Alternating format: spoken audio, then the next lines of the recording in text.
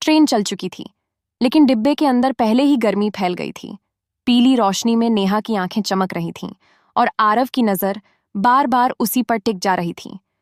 नेहा ने जानबूझकर होंठों पर हल्की मुस्कान लाई और धीरे से बोली, इतना देखोगे तो मैं शर्माने लगूंगी।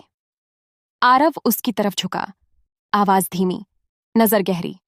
शर्माओ मत, आज तुम देखे जाने लायक लग रही हो। नेहा ने बाल कान के पीछे किए और जानबूझकर उसकी सीट के और पास आ गई, इतनी पास कि दोनों की बाहें आपस में सट गईं। ट्रेन ने झटका लिया।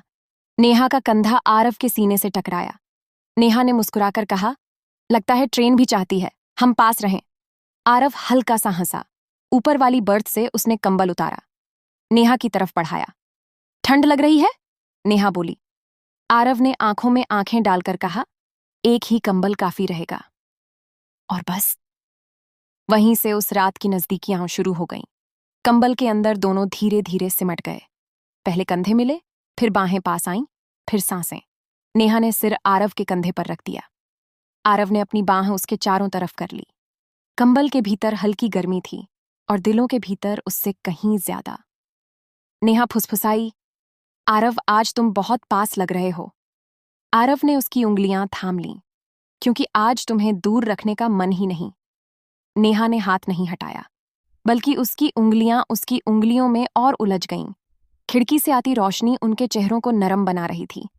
नेहा के बाल आरव के गाल को छू रहे थे। आरव ने धीरे से एक लट पीछे की। उसकी उंगलियां नेहा के गाल पर एक पल ठहर गईं। नेहा की सांस हल्की सी तेज हो गई। दोनों के चेहरे बहुत पास थे, इतने पास कि गर्म सांसें महसूस हो रही थीं।